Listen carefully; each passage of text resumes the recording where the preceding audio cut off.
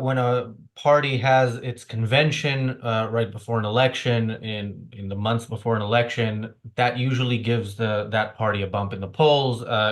Mostly because they're in the news, and they're in the news, talking about themselves and having all the past politicians and celebrities and whoever is coming to the convention and talking about them. So. Yeah, it's the Democratic Convention now, which means that they are in the news. We'll see if they get a bump in the polls. Unfortunately, it also means that we have to talk about them, but oh well. And by the way, Trump surprisingly didn't get that bump in the polls. He was already leading quite comfortably, and he got shot right before the convention. And then there was a convention, and he still didn't get a bump in the polls, which made me think he's probably the people who would ever consider voting for him were already going to vote for him. Since then, his opponent is no longer the same opponent. His new opponent is doing much better in the polls. Was favorite for a while. Now I think Trump is back up, but it's very, very close. Um, but yeah, if you watch the news from Chicago where the convention is happening, you would think that Kamala Harris is massively pro-Israel because pro-Hamas protesters are out on the streets.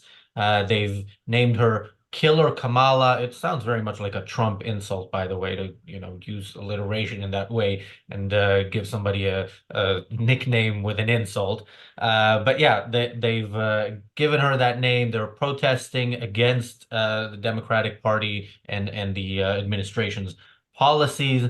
And of course, if you look at anything that comes out of the administration in regards to the war, it's always about what Israel is doing wrong or what Israel should be doing and isn't doing. Uh, from time to time, they'll add something like uh, yeah, and release the hostages. Or I've seen Kamala a few times say Israel has a right to defend itself, and there's always a but. It is always followed with but, and then an explanation why Israel actually does not have a right to defend itself. So that is the current situation, and today we are gonna try to understand exactly how pro-Hamas Kamala Harris is. Not enough for the protesters, but possibly too much for anybody who's pro-Israel to vote for her. Michael, you are an American citizen. You live in the United States. We are 2.5 days into the Democratic Convention. Have you been convinced yet to vote for Kamala, or are you waiting until the her speech at the end of the convention? No, I think and I'm not a huge Trump fan at all. I mean, I think frankly he's an embarrassment to America. But I do think he actually likes America almost as much as he likes himself. And I think he actually does believe in making America great again. It's a good slogan.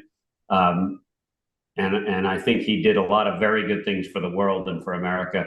And if there was some way to give him a laryngectomy to remove his voice box so he couldn't talk, he would be a far more effective person. I will vote for Trump for sure. I'm a citizen of Florida, so it probably doesn't matter because Trump will almost for sure win, hands down there with no trouble. I used to be a citizen of Massachusetts, where Trump has no chance. In fact, anybody that believes in capitalism in Massachusetts has no chance. I will never vote for Kamala. She's completely devoid of any foundational philosophy, as you can see. And that's why she just wants to, she all wants us to get along. She just wants to hold hands and sing kumbaya. And why just can't we all get along? And she's going to put huge pressure on Israel to just get along with a bunch of terrorists. She'll give lip service to this notion that Israel should defend itself, but then she'll be happy to take away or threaten to take away weapons for Israel to defend itself. And I could go on. I think she is a vacuous nothing. She can't speak. She has no principles. And I think she will be very bad for the entire world and especially for America.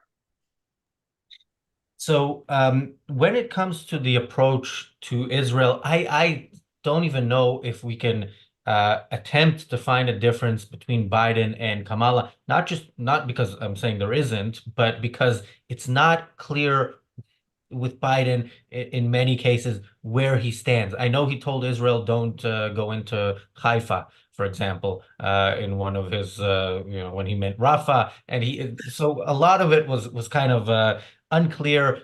Kamala does speak in a way that seems to be somewhat intentionally unclear. She speaks kind of like in many ways and like a somebody who writes motivational quotes on Facebook that don't really make a lot of sense. But Richard, do you understand Kamala? And to the extent that you do, what do you think about how she would be on Israel? Do I understand, Kamala? Well, it depends. It depends on how alert I am, because I have to break through that hypnotic drone of every delivery, which covers up her, like inauthentic unease, which in itself belies what is it? Her unvocalized contradictions in everything she kind of half thinks. So all of that's what you're trying to overcome, isn't it? I think what I've been noticing in the past few days with the convention itself is the PR juggernaut of the Democrats in full swing. It feels like it's like the Coca-Cola truck at Christmas, isn't it? When its brakes have gone and it's literally coming through and bringing joy and hope to the children of America. It's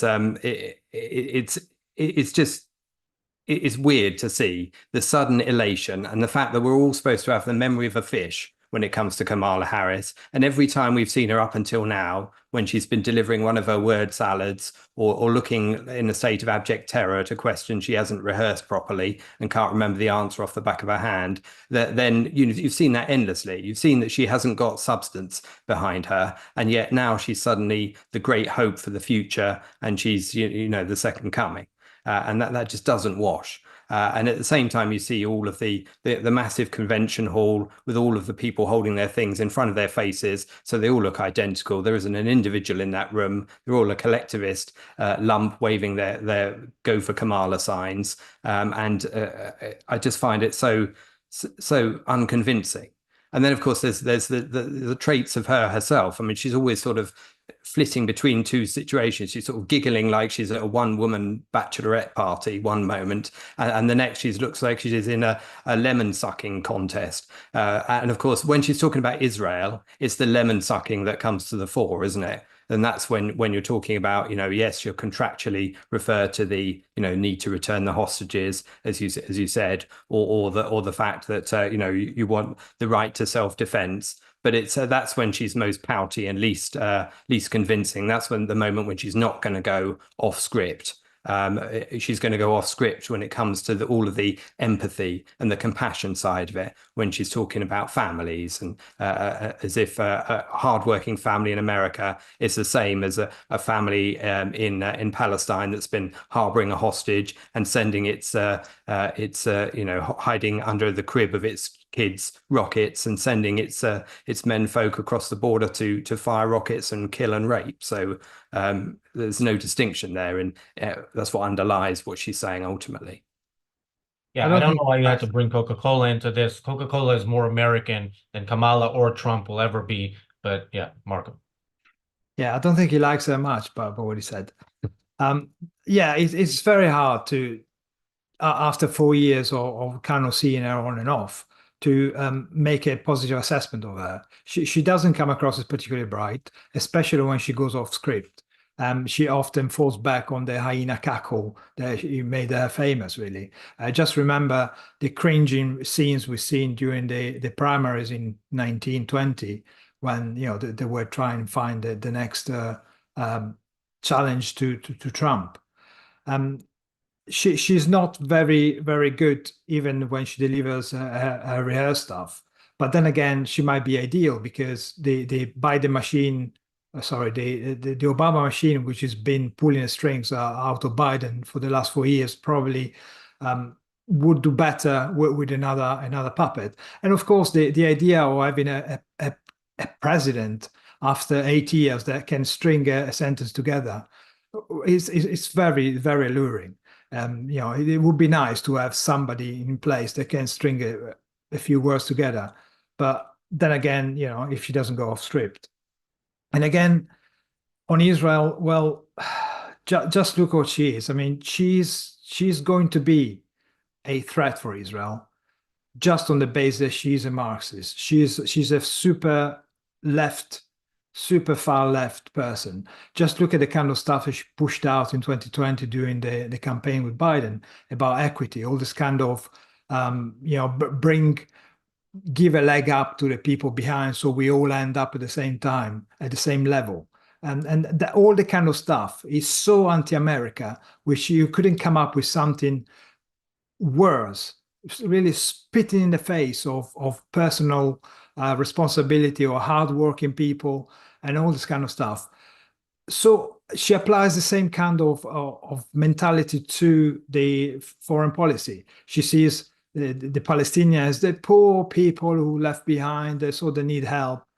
We can't kill them because why?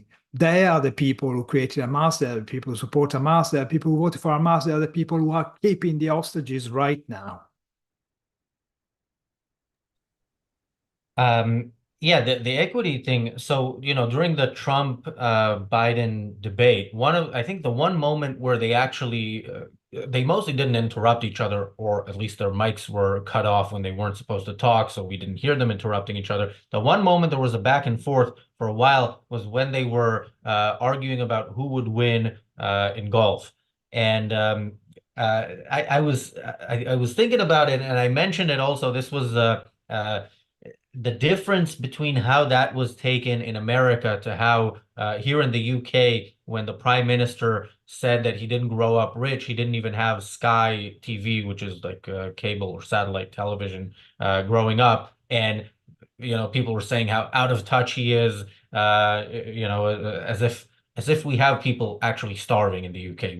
We don't. I mean, if you well, we don't, and nobody can starve in the UK in part because you don't have to feed yourself. If you make bad life choices, the government will punish those who made better life choices to reward you for your bad ones. But yeah, in America, this it could be the focus after the debate was how Biden was clearly not fully there.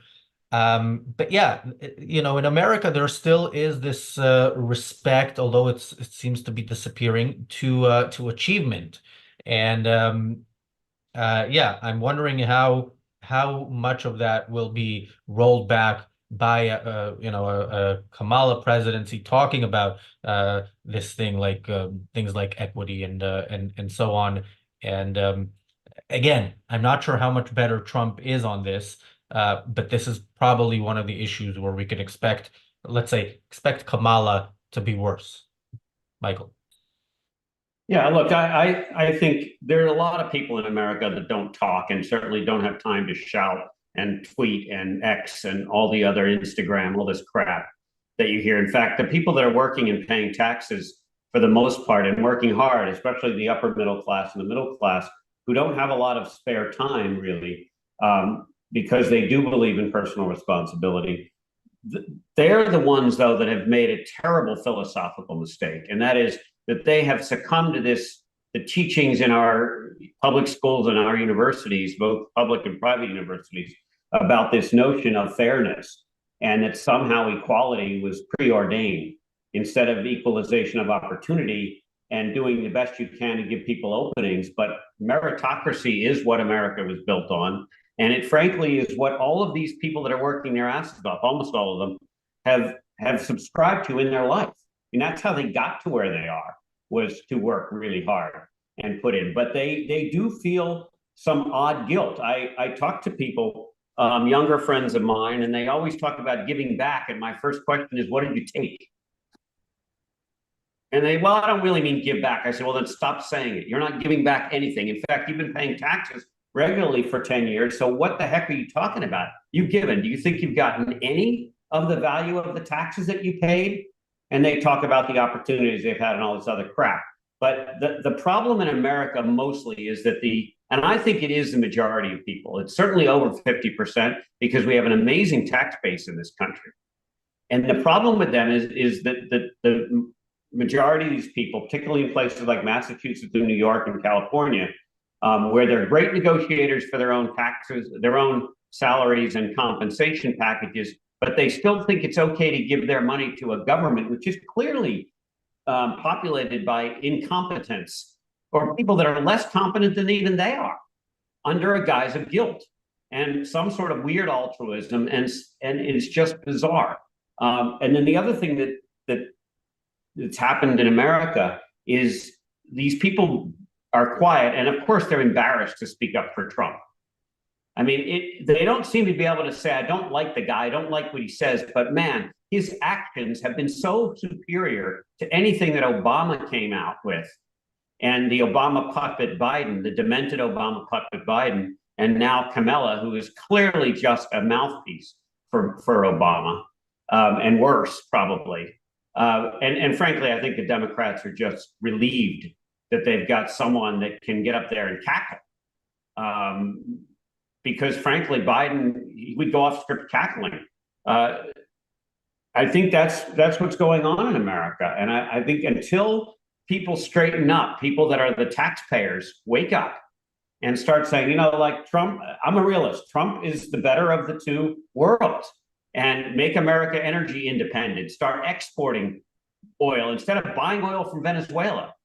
You know, and it just goes on and on and on. Support countries that are against terrorism, because we don't need another 9/11, or we don't need another Boston Marathon bombing, which we conveniently forget about in Massachusetts, which is very liberal. We forgot about the fact that we had 2 ISIS supporters blowing up people in Boston, and so on. And I could go through each of the issues, but that I think is really what's going on in America now, and it's a guilt trip. While people are working their asses off, just like in Animal Farm, when the horse worked until he couldn't work anymore, and then he was sent to the slaughterhouse, just like everyone. And that seems to be the American ethic right now. Richard. Yeah, I totally agree. I think thinking about that equality of outcome cartoon, which Kamala Harris voiced for, that's the one which really defines her outlook, so much as she's got any definition of what that outlook is. And of course, that one involves such a lie. It shows the ground for the supposedly disadvantaged person magically rising up as they begin the climb up the mountain. And of course, the guy that shoots up the mountain first, you don't see the real story there. You don't see him being grabbed by the foot and dragged halfway back down the mountain in order for the other person to catch up with him or take over, or for them to reach the top together. And that's the truth of it, isn't it? Is that you're talking about disadvantaging the guy with talent and merit in order to artificially boost some other person. I think, what are we? We're a few months away from the election. So this is really no time at all for defining with any precision what a candidate's position really is on anything, particularly something where there's a degree of controversy about it, or a degree of difference of opinion, which could swing any given state, particularly Michigan. So it's no wonder that she's talking out of both sides of her mouth, or playing different lines to different groups at different times. It's what she does in order to win.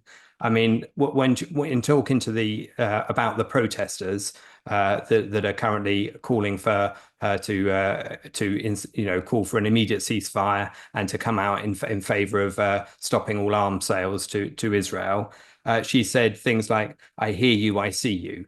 Which means what? Means I agree with you, but I can't say it now. I agree with you, but just wait till after November the 5th, and then I'll be able to say more. She just stops at the I hear you, I see you part of it, and of course, when it comes to some of her other cases, it's just been after the incident in Majal Shams, the soccer field, and the 12 kids who were killed from the Hezbollah rocket. Her national security advisor came out to speak for Kamala, because she wouldn't want to speak at that point, to say that her support for Israel is ironclad. That's the kind of useless rhetoric that you hear. It sounds very strong, doesn't it? It sounds very firm, ironclad. It's just a word. It means absolutely F all on its own. It's as useless as compassion or hope or any of those other floating abstractions without an actual commitment to a particular course of action. And of course, that's what, at this point in time, she's definitely not going to outline for anyone. And of course, she thought she would have had the shoe-in as for the first woman president just by the default of Biden. She assumed that Biden will go for a second term, and then she knew he wasn't up to it, so she would have replaced him. But now she actually has to come up with a proper campaign, with proper policies, and she hasn't got anything behind. She's clearly not prepared. Her game was, just sit back, relax, don't talk to anyone, don't be seen, and then when it comes the time, you can roll out all your socialist stuff, which, by the way, is endorsed by the Obamas. Michelle Obama was ranting and raving about the fact that this guy Trump, who has privilege coming from being billionaire, inheriting money, and then later on in the convention, who do we have? The grandchild of Jimmy Carter and one of the Kennedys. So she likes billions as much as the next man, to be honest. But they're not mentioning that. They hate billionaires when it's somebody else. And Kamala's attitude about Israel is quite terrible right now, because, as Richard pointed out, she's speaking from both sides of the mouth, and she's taking the normal recognized line, the two-state solution, the ceasefire, and then she says things like, "We need to give the Palestinians the state that they deserve." Really? Because a genocidal bunch of people deserve a state so they can then launch a much harder attack on Israel. What do you think the Palestinians are going to be doing with a state? And what says that they deserve a state? Somebody wants to destroy another ethnicity, doesn't deserve a state.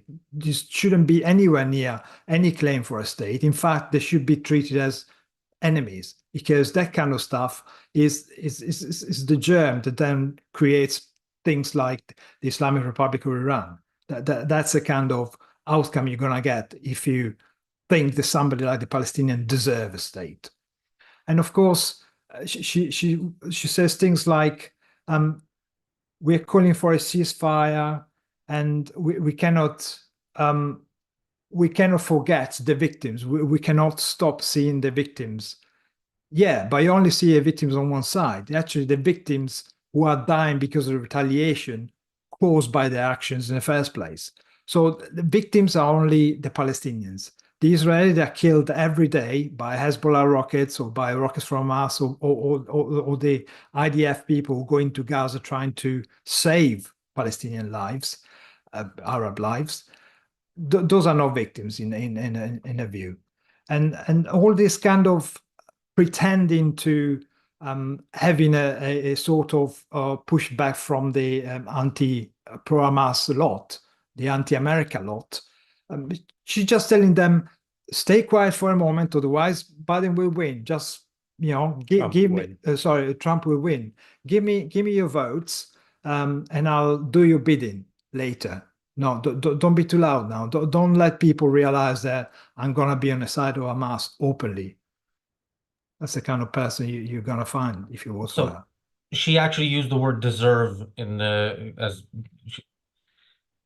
okay, I mean, it doesn't surprise me, because she either doesn't know what the word deserve means, or more likely intentionally misuses it. I mean, again, somebody who talks about equity talks about how, in her ideas on the welfare state, you deserve stuff if you've done nothing, and you deserve for stuff to be taken from you if you've earned it. So yeah, after because she didn't go to the speech to Congress that Netanyahu did. She didn't turn up for that one because she was too busy going to a chick meeting somewhere else. But she met him later on, and it was reported that the vice president said a two-state solution is the only path to ensure Palestinians will have the freedom that they deserve. That's the kind of stuff you have. And by the way, today, her campaign denied the fact that she will support an embargo against giving army to Israel. Her campaign, she's not speaking herself, but her campaign said that. So when she's president, she's going to change her mind. Oh, my campaign said, I didn't say that.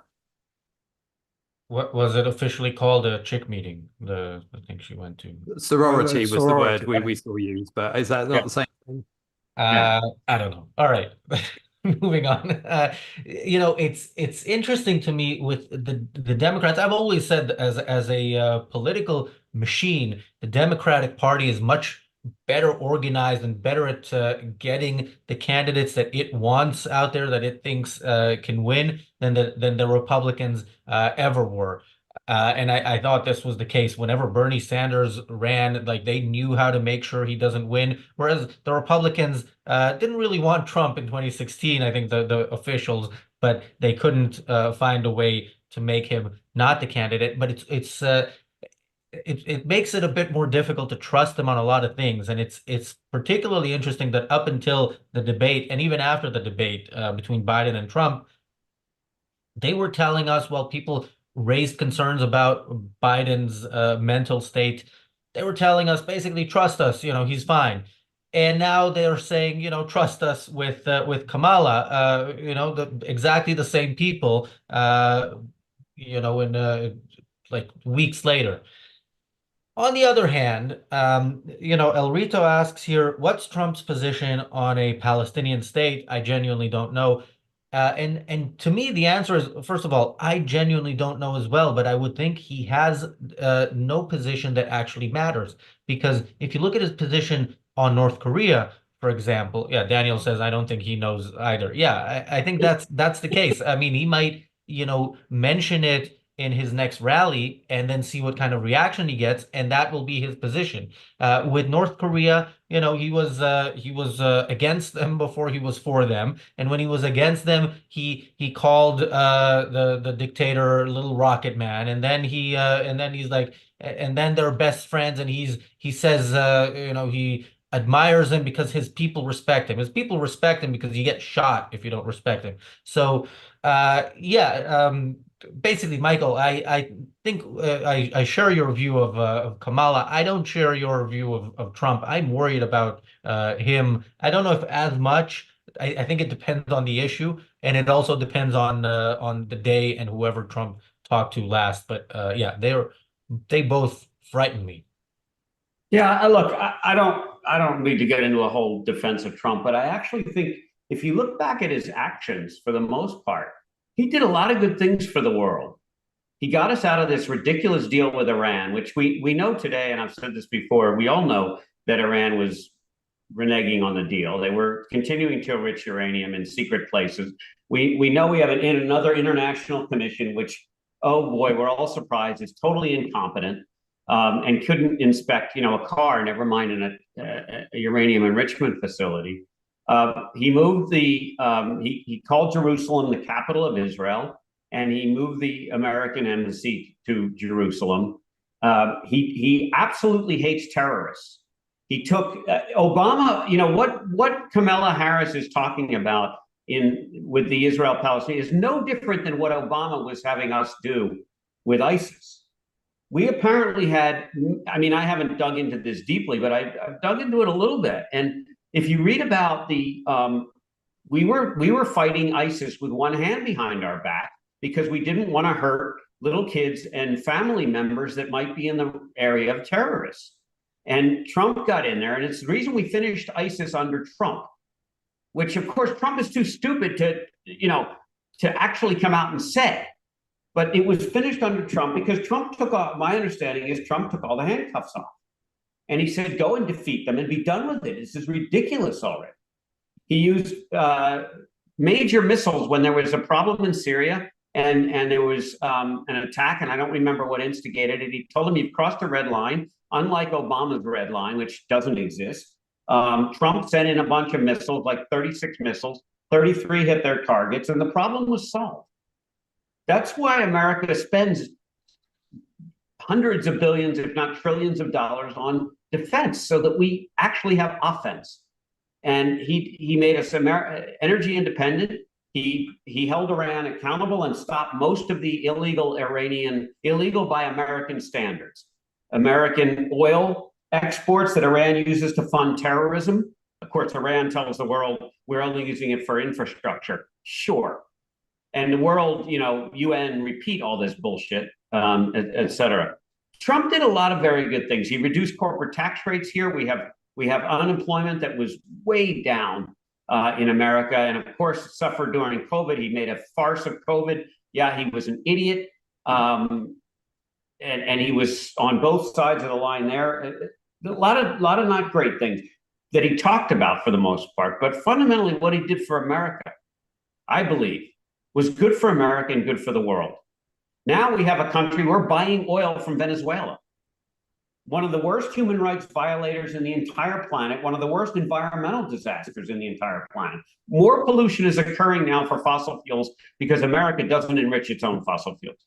That's how stupid, and I mean the word stupid, some of these Democrat positions are on fossil fuels.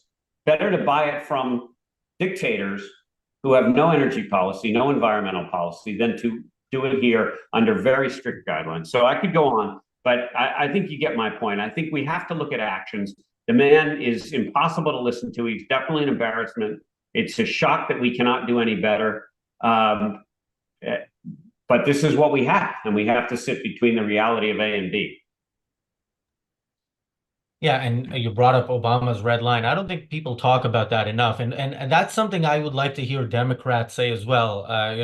Ronald Reagan said the 11th commandment is "Thou shalt not criticize a fellow Republican" or something like that, right? Which raises the same question that the other 10 commandments raise and don't answer, which is why. Explain the reason for it. But I would love to hear a Democrat say, you know what? Maybe we shouldn't have had the red line. That's a fair argument. We shouldn't have had that red line for Syria. But once you say that, and then the line is crossed, and then you don't act, you are saying to the world, we don't mean what we say, and our threats mean nothing, and we won't act on them. And that's something that I think, America was already showed too much weakness in its response to 9/11, in previous wars, some of which it shouldn't have gone to in the first place. But if you're gonna fight a war, fight it. And yeah, this was a moment that I think we're also still paying for. Thank you, Gail, for the super chat. Thank you, Loresetto, for the super chat. Loresetto says, Harris is bound to hurt Israel if elected, guaranteed. How grievously she hurts Israel is the only remaining question. I agree with that. And thank you, Jonathan Honig, for the super chat. Jonathan will be on the reality show tomorrow with Lee Pearson as well, talking about the pro-Palestinian mindset. Richard. Yeah. Well, I think if you were talking about her actions being what defines her, and that's how we should judge any politician, I think the fact that she didn't attend the speech by Netanyahu in Congress, that is an action which speaks volumes, doesn't it? I mean, if you are setting yourself up and you're claiming you are going to be an ally of Israel, even if you have some criticisms of Israel, you are still saying, we are the ally of Israel, and obviously, we're obviously, our enemy is Iran, etc. And yet you don't attend the speech, you don't show the support by being there, then you really have laid your cards on the table, haven't you? You didn't want to be seen in a photo op that showed you behind Netanyahu as he's speaking. And when she talks about Israel, particularly in the run-up to in the past year or so, she's always talking about Netanyahu in lieu of the word Israel, so that she can speak with extra force and venom and show her lemon face once more. So you see that quite a bit, I think. I think also I've read articles that have spun things all sorts of gazillion different ways. That I don't see you can argue that Kamala Harris is anything other than a diversity hire, to be honest. But I've read articles recently that have attempted to say yes, but she's not playing the race card anymore. She's not doing that anymore. She's literally going for policy and for statesman-like behavior. Well, she's farmed that out to the Obamas, who at the convention were doing exactly that. They were referring to black people and having a dig at Trump over his jobs for black people, etc. They were all over that aspect of it. So and that's of course how it works, isn't it? This is a machine. This is a division of labor. This is what allows some of her spokespeople to say some of the things she'd rather not being caught actually saying herself later on if it comes back to bite her, because that guy can be fired. Or of course the Obamas can say it now, but they're the past, so that doesn't matter. Even Biden has got this little window of a few months where he can move from his original message to what perhaps, if he knows what he wants to can say slightly more, or can lay the ground for Kamala to shift position from where the Democrats have been up until now. So it's a big machine. All of them are playing their part in it, and at the moment the aim is just one simple thing: get power, and everything must be oriented towards that goal. And that's the dangerous bit. That you must remember who's behind it. It's not Kamala's policies, it's not Biden's policies, it's the Obama machine behind it. It's kind of a uni-party that we are enduring here in Britain as well. It's the kind of lefty socialist ideology dressed up in different guises, who actually is delivering the same thing. It's the same climate bullshit. It's the same WHO mono rules for everyone. It's all this kind of super national government which is imposed to everyone else. And when you say it's Obama behind, what does it mean? It means there's going to be another deal for Iran. Iran is, as Michael pointed out, is developing nuclear weapon right now. And if we don't stop them very soon, what are you going to do once Iran has got a nuke, or at least has got enough material to cause a serious environmental problem somewhere? I will guess Israel. And then all this kind of stuff. Obama is the guy who came up with UN built that. Obama is the kind of stuff that pushed the super socialist view of the American economy, which is totally alienating the real America. And that's why 8 years Obama delivered Trump, and that's why this happens. And that's why we have to be really careful about the fact that Kamala represents the old guard trying to have another go at it. She's pushing for price control. She's pushing for policies to help first-time buyers, all this kind of stuff, which is the worst stuff that we do here by default. And she's picking up the worst that the Europe and Britain is producing, because again, Labour and the Democrats are so incredibly aligned. Just look at how well Obama and the other guy, Clinton and Tony Blair went on. They were effectively the same person, and Starmer is just an offshoot of that lot. So there's nothing good coming from Kamala if she wins, because there's nothing good behind her. Again, she's somebody totally vacuous. She's just an ambitious politician. She wants to be the first woman in the White House, and even that, ignoring her colors, because these people are also really obsessed with pigmentation of somebody's skin, or whatever characteristic, unearned characteristic, accidental characteristic that you happen to have.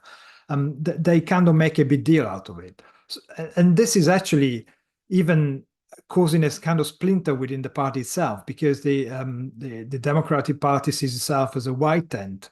So you have all these weirdos. Just Daniel sent around a video from PBS, I think, which interviewed a few people who attended the convention, and most of them, the pro-Palestinian ones, were a bunch of freaks clad in this terrorist kitchen towel kind of thing, who were talking absolutely bollocks. And all the kind of stuff they do, all the kind of stuff they say, is always a step beyond what the accepted policies are. It's never enough. It's never enough to condemn Israel for defending itself. It's never enough to have free money for everyone. It's never enough to give in on student loans and don't worry if people don't pay them back. It's never enough. They always want more. So much so that there is a split between the pro-Palestinians and the BLM side of the Democratic Party, because the pro-Palestinian were trying to show Hamas and the Gazan struggle as an issue related to race, really. So they were packaging this whole thing together. But now there is a split between them, because some people say, well, hang on a second, you don't the BLM side of the Democrats are no longer supporting the Palestinians, because they see that actually supporting Hamas is not a good thing for anyone civilized, and the pro-Palestinians sees this as a betrayal. They accusing the BLM side of being kind of racist, because now they've got a black person or potentially non-white person at the White House, so they see that the support of the BLM moving towards Kamala and abandoning them. So it's this all kind of crazy race-based fake alliances that were kept under the umbrella of the Democrats. Now it's falling apart as well. But make no mistake, the pro-Hamas vote, whether it's going to go to Kamala or not, we will see. It's going to be actually quite interesting to analyze what happens in the states like Michigan in particular. Yeah, or Dearborn and Amtrak. We'll see how it actually ends, but whatever happens, don't expect anything good for Israel from Kamala. That's more or less guaranteed. Yeah. Richard, you mentioned that she didn't want this photo op of her standing behind Netanyahu. Speaking of photo ops, in the UK, we had a similar incident with a Scottish member of a member of the Scottish Parliament being photographed with somebody, I don't even remember who, somebody in the Israeli embassy in the UK, and getting suspended by the Scottish National Party over just having a picture taken. And also he said something about it. It's not, was it Scottish National Party or was it Labour?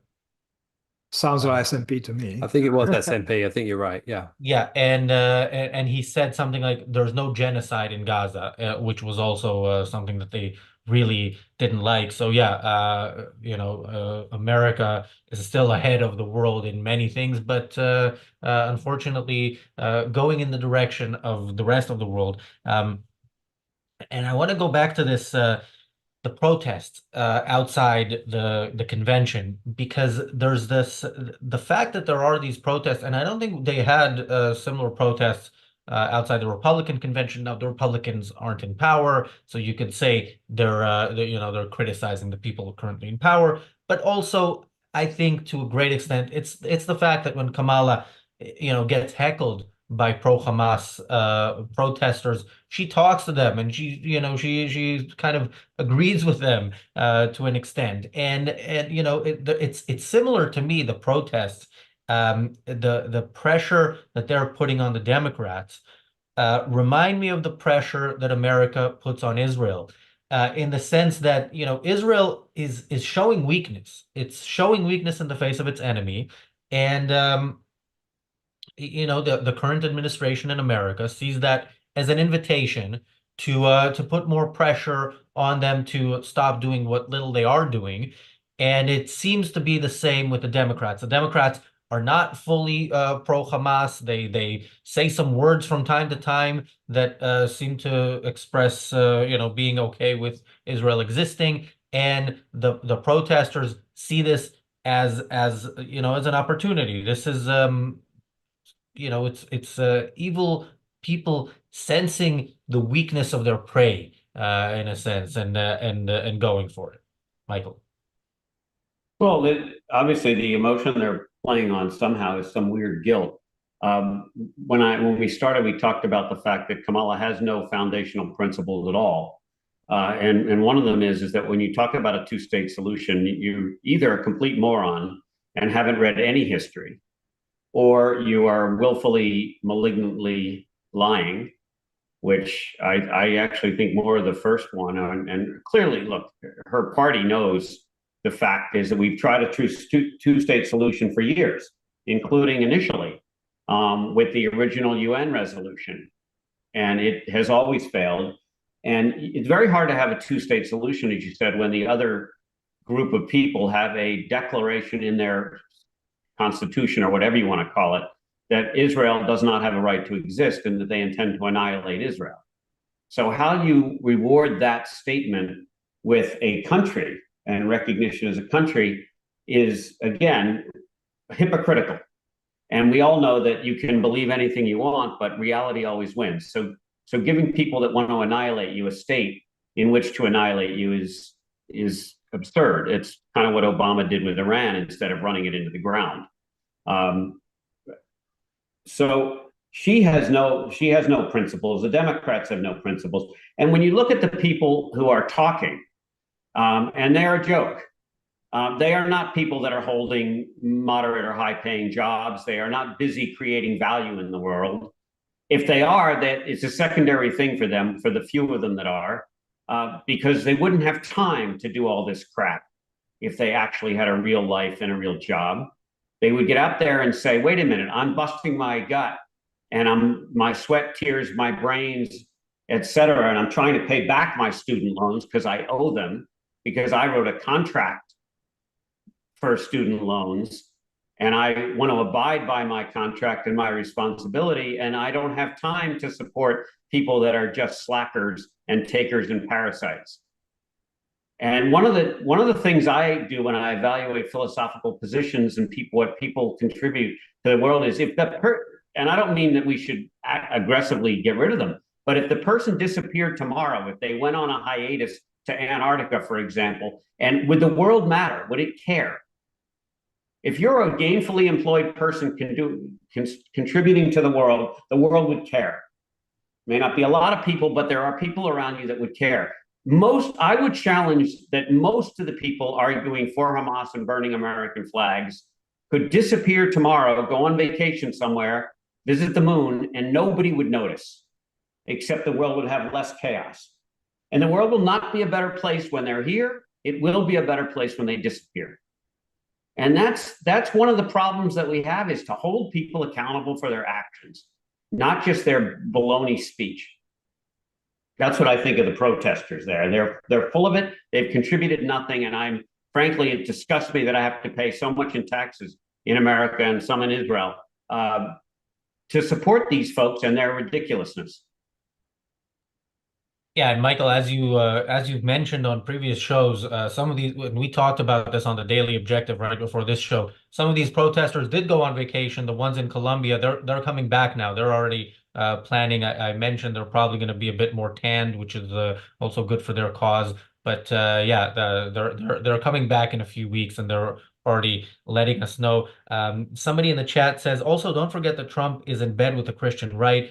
Dangerous mysticism. Don't sweep that under the rug. We don't sweep anything. We talk about Trump all the time. By the way, some of the people who are always in the chat criticizing us and today are somehow praising the show will be back here when we do a show about Trump, criticizing him and say that we have Trump derangement syndrome and what have you. So yeah, it is good to look at reality and think what is the ideal, and then think, okay, we have these two candidates, let's judge them within that context, not as, okay, this one is probably worse, so this one is the greatest thing that ever happened in the history of the world.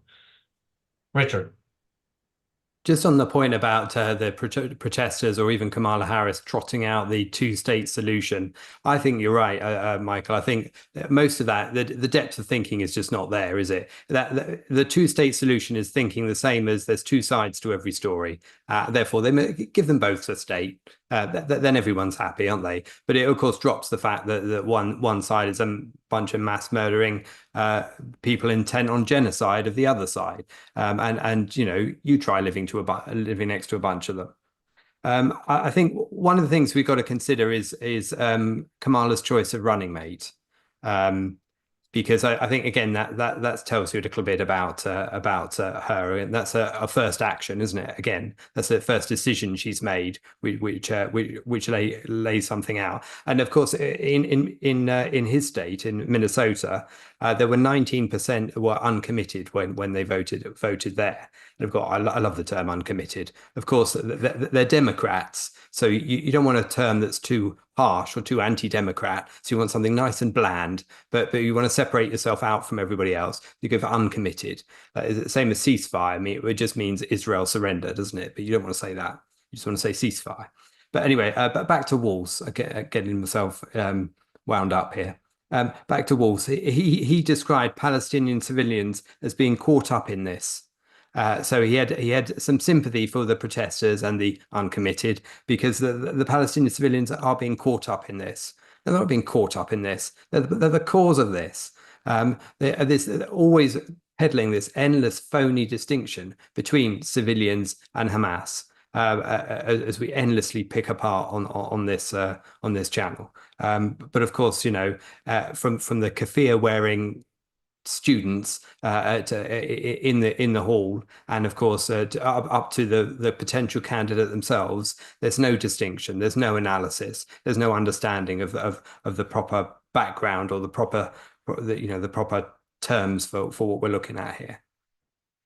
And that's a big issue, because if these politicians were in charge of designing a foreign policy for the United States for the next administration, do not understand what actually they're dealing with, how can you expect them to come up with a solution if they haven't got even a grasp on the problem itself?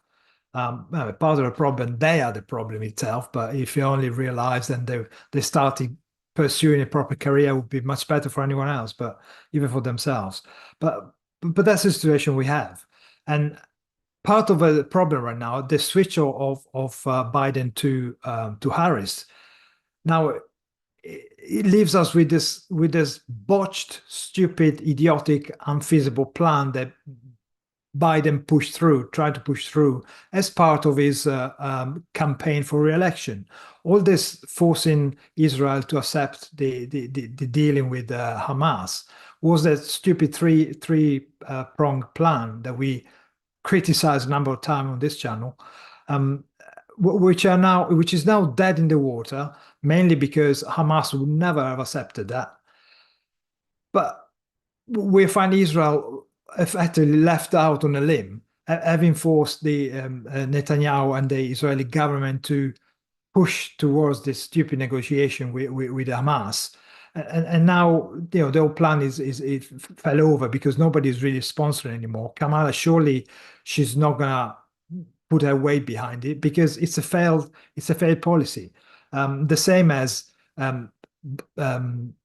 sticking to Trump's withdrawal from Afghanistan timeline resulted in the bodged withdrawal, Saigon-style withdrawal from Afghanistan that we've seen at the beginning of the Biden administration, and Kamala was there, so they all help to bodge this kind of thing. So we know they are pushed by the Obama's ideology. We know that they are the super special brand of incompetence that Biden has provided. So how can you possibly expect anything good coming from a Harris administration? I do not know. If I can jump in just to, Yeah, sure. sorry to jump in here, but to reiterate what you guys both said. And America has tried to export democracy and create successful states since World War II, which I think was the last time we successfully did it. We managed to get rid of the emperor in Japan. We obviously got rid of Hitler, who was elected by the Germans, and it was their fault, and they suffered for it, and they know that. As was the emperor was permitted in Japan. We turn, both of those countries are stellar examples of Western style democracies now, and reasonably capitalistic as far as it goes comparatively, versus fascist and a autocracy. We continued that vein through Korea, which led to North Korea, one of the worst places in the planet, if not the worst place on the planet. And South Korea remains a reasonable place North Korea, of course, is a disaster. We tried it again in Vietnam. We lost the Vietnam War, or police action, as we like to call it here. We did not export democracy there either.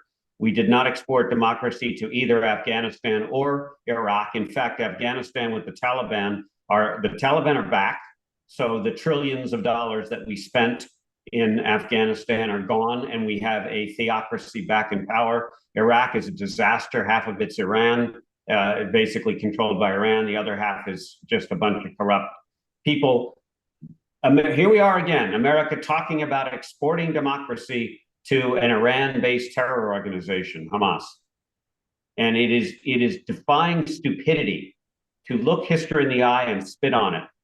And it really just shocks me as a taxpayer and a citizen of this country, of America. Tenebra says in the chat, Don Draper for president. I have to say, I haven't made, I make some TV show references frequently on shows. I don't think I've made any Mad Men references recently, but longtime viewers of this channel may remember that we had the show TV Talk, and we had 5 episodes of TV Talk about Mad Men. I was on all 5 of those. I recommend, if you haven't seen them, watch them after you watch Mad Men. Michael, here in the UK, I know sports betting apps have become a thing in recent years in the US. In the UK, they've been around since apps have been around, and before that, there was sports betting shops, and you can bet on more than just sports. You can also bet on politics, and I always go I trust the odds on these apps as more of a genuine indicator of what might happen than I trust the polls, because a sports betting or a betting company can only make money if the people betting lose. Whereas pollsters can make money if they tell you what you want to hear. If they tell you, yeah, your guy is going to win. So this is how I usually get my information about what's coming, and this is how I can tell the future. But I saw when I was looking at who's going to be the vice presidential pick of Kamala Harris, that Josh Shapiro was the favorite. Why isn't Josh Shapiro the vice presidential nominee, Michael? Too Jewish. One word. 2 words, sorry. Too Jewish. T-O-O Jewish. Simple. It was I think the fact that he was floated and elevated, I don't know what, I guess it was to sway the Jews who are really gullible and really live in la la land in America, that somehow Kamala Harris really had a soft spot for this minority, the Jewish minority. Richard. This whole election is being framed from a Democrat perspective as the prosecutor versus the felon, with the felon being Trump and the public prosecutor being Kamala Harris. But of course, you know that we're only one step away from that felon in Kamala's eyes being Israel. And you can see that coming down the track, because that's what a philosophy of equity demands. It demands that it's Israel, the guy that's climbing up the mountain fastest, that gets dragged down by the foot to the level of Hamas. And that's where this will lead us with the Kamala victory. It's hard to believe that this is in 2024, the choice of presidents for the United States. It's so depressing, the fact that this kind of total anti-conceptual way of seeing the world, way of living is so prevalent, especially in politics.